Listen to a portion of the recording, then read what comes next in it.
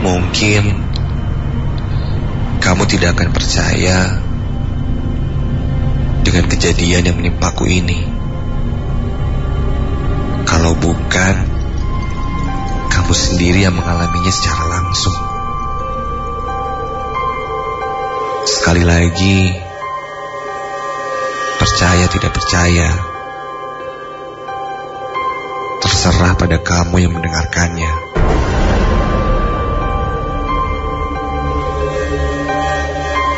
Kejadian ini terjadi pada malam aku pulang dari latihan futsal.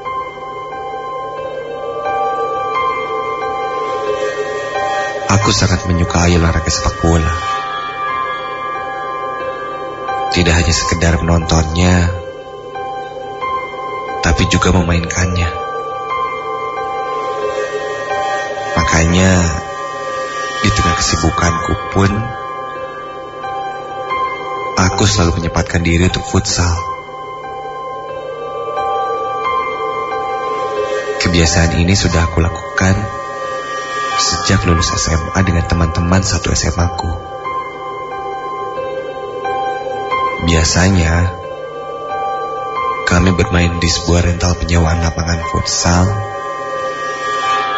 di daerah Antapani. Namun, sampai peristiwa ini terjadi 6 bulan yang lalu, aku tidak lagi merasa tenang ketika pulang bermain futsal.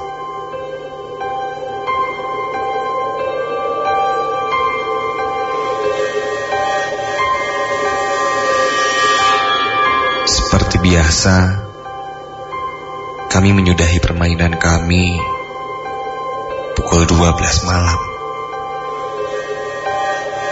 Setengah jam kemudian, sekitar pukul 12:30 malam, setelah selesai membereskan diri dan ngobrol-ngobrol, kami pun bubar. Biasanya aku selalu pulang dengan Oki, sahabatku, karena rumah kami memang berdekatan.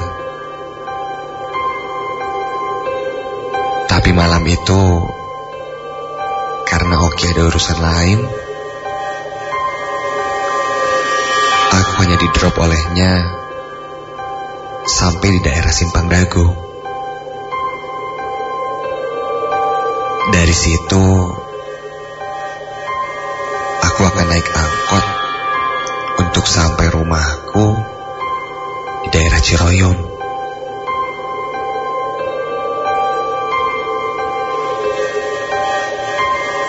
Kondisi Simpang Dago malam itu cukup sepi. Sudah tak banyak mobil lalu lalang. Aku berdiri di dekat pertigaan di depan sebuah apartemen dan menunggu angkot.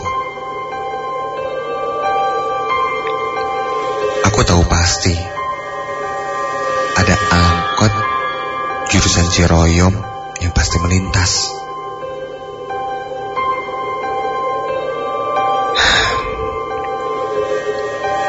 Tapi aku agak pesimis akan ada yang cepat melintas.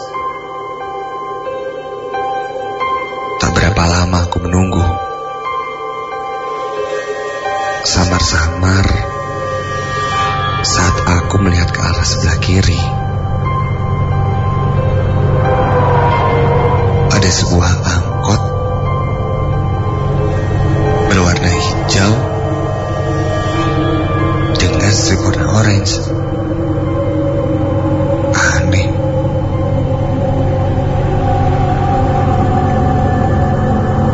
Perasaan aku tidak melihat angkot itu melewatiku.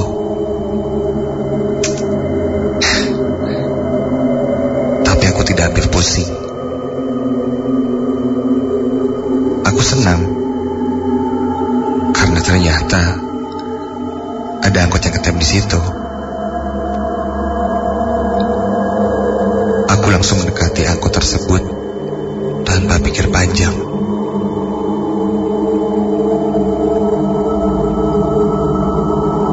Angkot itu terlihat gelap di dalamnya, seperti tidak ada lampu. Kuperhatikan catnya, sudah agak pudar, banyak goresan,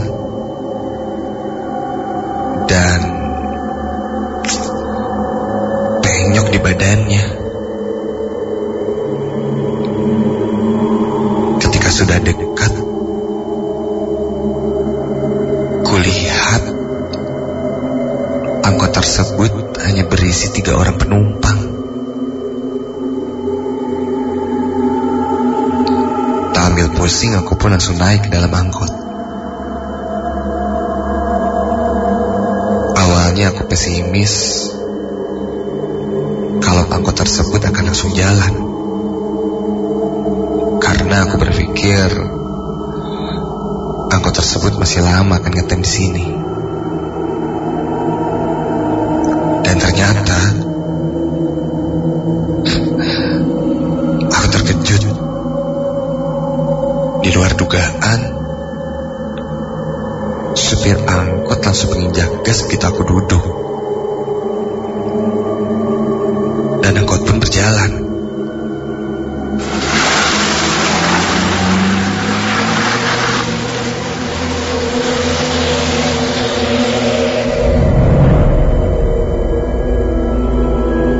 Walaupun gelap, aku samar-samar dapat melihat ketiga orang penumpang lain saat itu.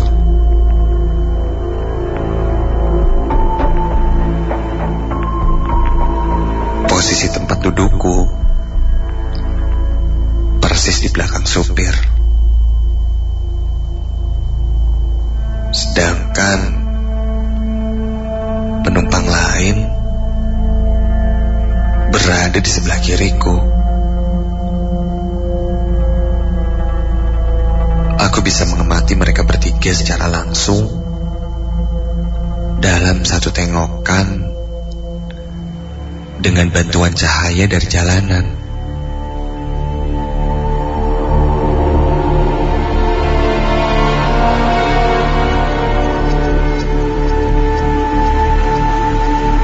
Ketiga penumpang tersebut semuanya adalah pria. Yang paling dekat posisi duduknya denganku masih terlihat muda. Awal 20 tahun lah. 2 orang lainnya duduk berseberangan di pojok angkot. Kutebak keduanya berumur sekitar 40 tahun.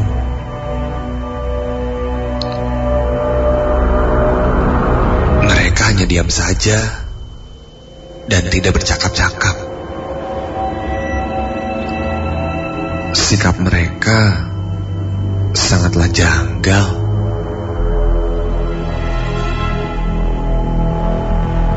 Posisi duduk mereka pun agak aneh. Mereka semua duduk tegak dengan tangan mereka di atas lutut, dan kepala mereka menghadap lurus ke depan. Sekelibat kulihat wajah mereka aneh. Ekspresi mereka datar dan terlihat murung. Aku bukannya hobi mengamati orang, tapi aku hanya merasa hal ini perlu dilakukan saat menaiki angkot tengah malam begini.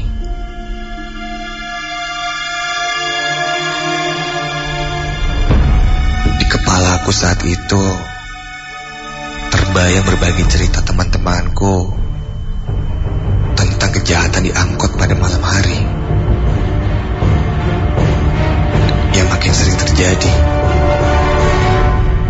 Aku pun jadi lebih sigap dan memutuskan untuk mengamati ketiga penumpang itu lagi.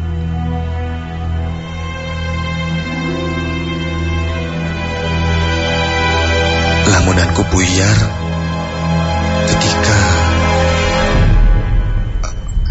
aku merasa si pemuda yang berada di dekatku ngeh kalau aku sedang memperhatikan dia. Mata kami saling bertatapan.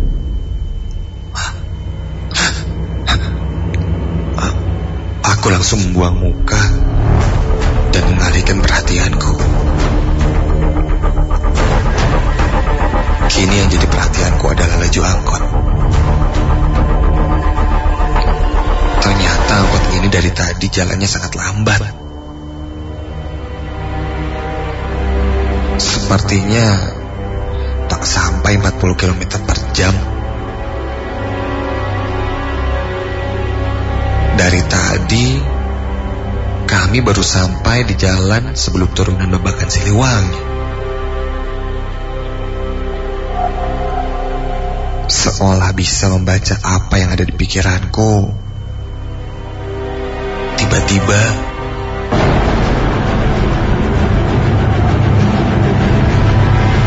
supir angkot menginjak gas dan menambah kecepatan. Ia terus menambah kecepatannya sehingga kami melaju semakin kencang di turunan.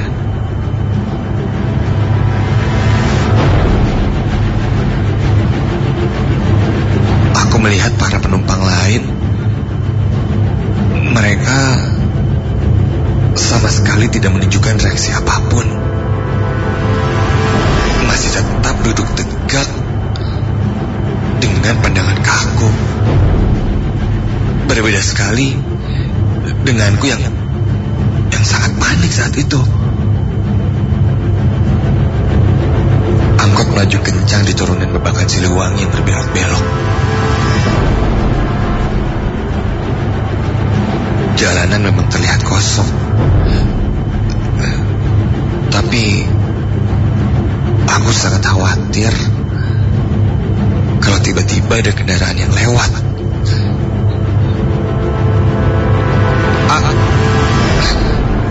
Pelan-pelan, kataku sambil sedikit agak berteriak. Tapi si supir angkot tidak menjawab dan tidak menurunkan kecepatannya. Aku mencondongkan badanku ke supir dan kembali berkata kepadanya, "Punten, jangan ngebut, ini turunan,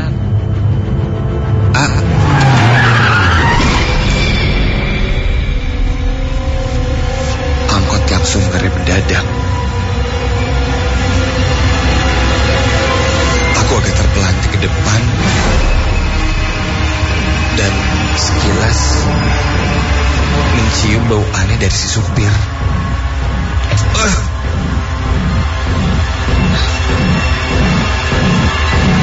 Si supir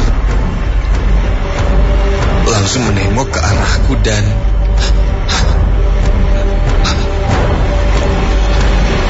ya Tuhan,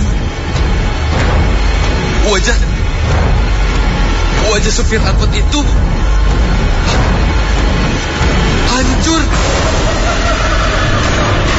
dan mukanya penuh dengan luka sayatan dan sisa-sisa pecahan kaca yang menempel di wajahnya. Dahinya bocor dan mengalirkan darah ke seluruh mukanya. Bola mata kanannya hilang, menyisakan lubang besar hitam di sebelah kiri wajahnya.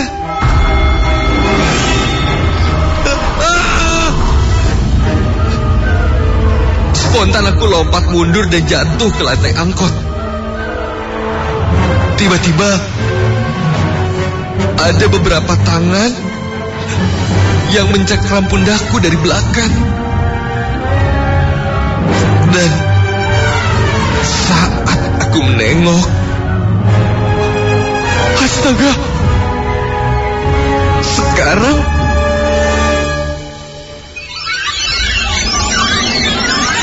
ketiga penumpang yang lain wajahnya juga berubah menjadi hancur. Dan mereka berusaha menahanku. Si pemuda bahkan sedang berusaha memegang tasku dengan erat dengan kedua tangannya. Sekarang aku melihat supir angkot itu sedang berusaha memanjat dari kursi supir untuk datang ke arahku.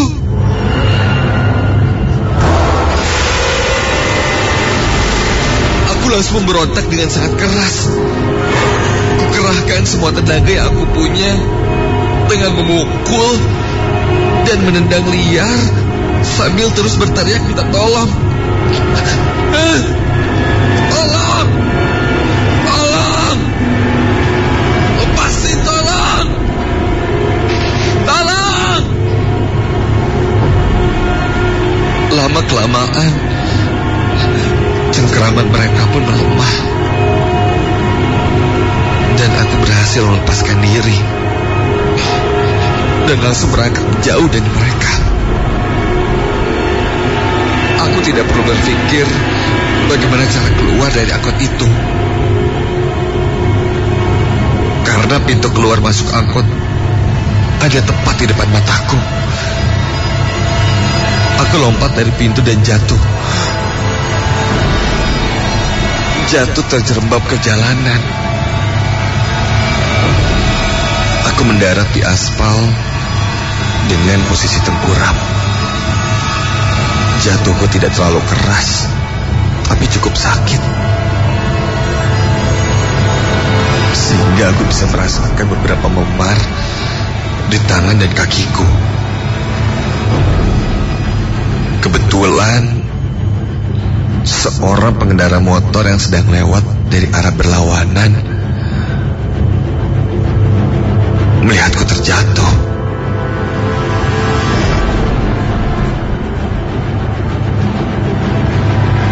Astagfirullahaladzim, teriaknya sambil menghentikan motor. Seorang bapak-bapak berlari ke arahku dan langsung membantuku bangun. Pak, Awas, Pak, itu angkotnya, Pak, ada setan. Kataku gelagapan karena terengah-engah. angkot? Nggak ada angkot,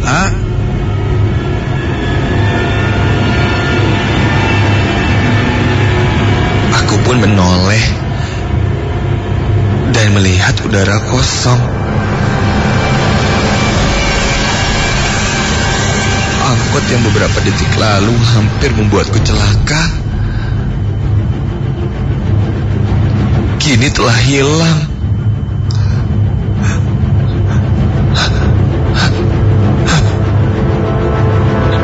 Justru saya mau nanya sama AA.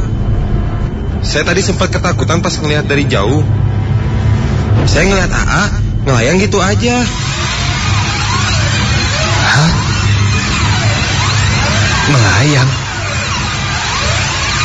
Ucapku bingung. Iya, A, ngelayang.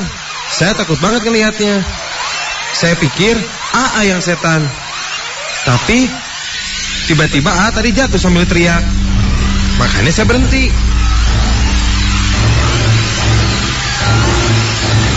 Aku makin ketakutan. Bulu kuduku merinding. Setelah aku yakin bapak itu tidak berniat jahat. Dan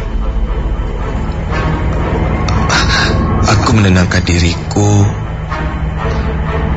duduk, lalu terdiam di pinggir jalan bersama bapak itu. Sepanjang perjalanan, aku menceritakan peristiwa di dalam angkot tersebut kepadanya. Ia mendengarkan sambil berulang kali mengucapkan kalimat istighfar.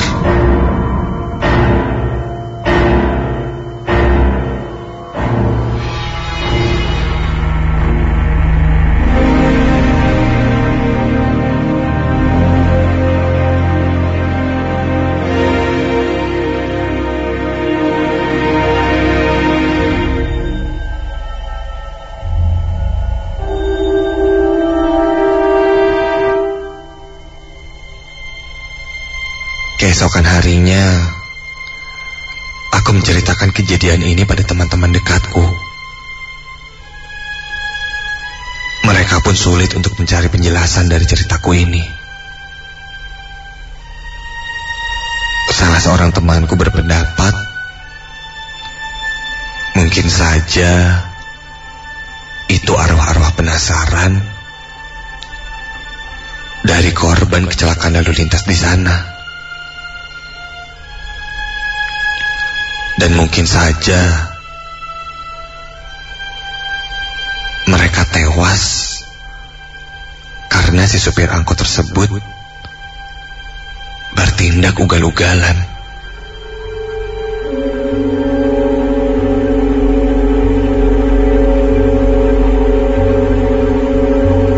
Dari detik itu, aku tidak pernah berani naik angkot jurusan itu sendirian di tengah malam. Aku selalu takut kejadian itu terulang kembali.